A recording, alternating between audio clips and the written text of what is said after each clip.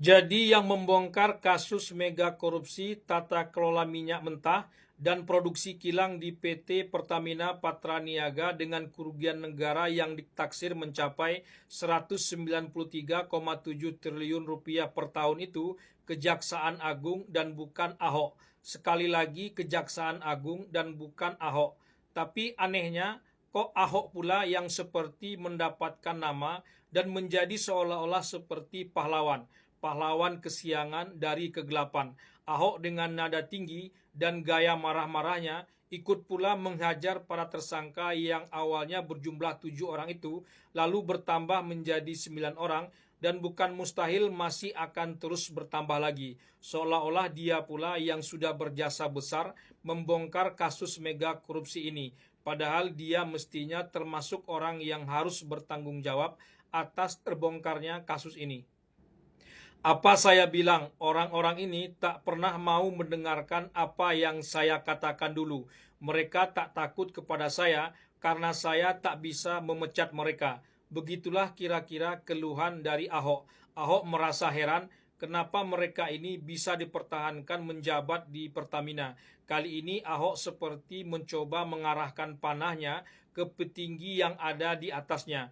Entah siapa lagi yang sedang disasar oleh Ahok, menterikah atau presiden pada masa itu. Entahlah, padahal orang juga bisa balik bertanya, kenapa Ahok bisa menjadi komisaris utama di Pertamina kalau bukan karena jaringan kekuasaan yang dimilikinya. Sama saja sebetulnya, tapi Ahok merasa perlu menunjukkan apa yang sudah ia perbuat setelah kasus mega korupsi di Pertamina itu dibongkar Kejagung. Wajar saja orang seperti Hotman Paris Hutapea sebagai orang yang mengerti hukum dan posisi seseorang dalam suatu perusahaan tabi juga melihat kelakuan Ahok yang marah-marah setelah Kejagung membongkar kasus mega korupsi di Pertamina itu. Bagi Hotman Paris, mestinya Ahok meminta maaf kepada publik atas kasus ini. Tahu atau tidak tahunya dia dengan kasus ini. Lebih hebat lagi kalau dia mau mengembalikan semua gaji miliaran rupiah yang pernah diterimanya sebagai komisaris utama di Pertamina sejak November 2019 sampai Februari 2024. Masa-masa di mana mega korupsi itu justru mengganas, yakni periode 2018-2023. Bukan respon marah-marah seperti yang dia tunjukkan itu seolah-olah dia pula yang sudah berjasa membongkar kasus mega korupsi itu. Saya lagi di Singapura, panas lihat gaya lu ngotot-ngotot di semua medsos. Kamu kan komisaris. Apalagi komisaris utama dengan gaji miliaran di Pertamina. Tugas komisaris adalah termasuk mengawasi pelanggaran yang sekecil apapun. Apalagi ini mega pelanggaran. Benar-benar pelanggaran yang sangat besar. Sekiranya pun kamu tidak tahu, setidaknya kau harusnya mengatakan minta maaf kepada publik, terlepas dari apakah kau bersalah atau tidak. Tapi gayamu itu ngotot-ngotot. Aduh, Ahok kamu, ya. Malu dong, itu tugas kamu komisaris. Komisaris itu digaji untuk mengawasi bahkan pencurian 1 sen pun. Ya, itu juga tidak boleh luput dari pengawasan komisaris. Ini contoh, apalagi ini mega proyek.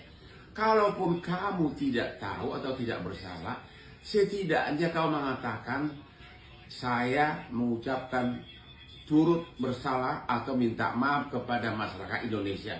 Lebih jantan lagi kalau kau mengembalikan semua gajimu. Ahok, jangan ngotot kamu. Emang lu siapa sih? Siapa sih lu di Indonesia ini, Ahok? Ngotot kayak apa lu? Lu gak ada apa-apanya kok. Berbeda dengan Ahok, Sudirman Said yang juga pernah di Pertamina dan Menteri ESDM di era Presiden Jokowi terlihat lebih tenang dan rendah hati. Ia tak seperti Ahok yang sok-sok bersih dan mau seolah-olah membongkar pula mega korupsi di Pertamina ini seperti apa yang sedang dibongkar Kejagung. Sudirman Said lebih dulu dibandingkan Ahok dan tak selama Ahok pula di Pertamina. Di Pertamina, Sudirman Said hanya sebagai staf ahli tahun 2008-2009 dan sebagai Menteri SDM menjabat kurang dari 2 tahun. Ia turut menggasak apa yang diistilahkan mafia migas kala itu. Kerjanya belum selesai kala itu katanya. Makanya tak terlalu heran kalau saat ini terjadi lagi dengan gaya baru dan lebih brutal. Dilakukan oleh anak-anak muda terpelajar pula. Ini yang membuatnya tak habis pikir dan sulit menganalisis lebih mendalam, apalagi marah-marah seperti gaya Ahok itu.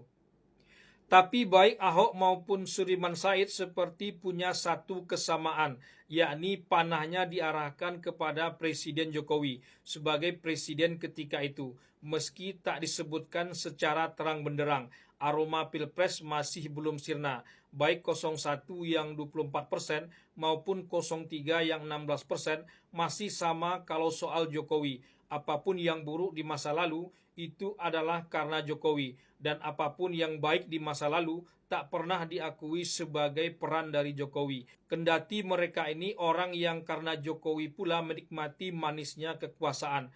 Mahfud MD pun juga berpikir bahwa Kejagung berani mengusut kasus ini karena sinyal yang kuat dari Presiden Prabowo untuk memberantas korupsi. Tapi anehnya Prabowo pun masih dianggap di bawah bayang-bayang Jokowi hanya karena Prabowo menghormati Jokowi sebagai pendahulunya. Memang banyak yang aneh akhir-akhir ini dari para lawan politik melihat situasi yang berlangsung saat ini. Orang yang dikritik terus bergerak maju sambil terus berbenah, sementara mereka yang mengkritik duduk di tempat dan berpikir sebagaimana dulunya dan tak kunjung berubah.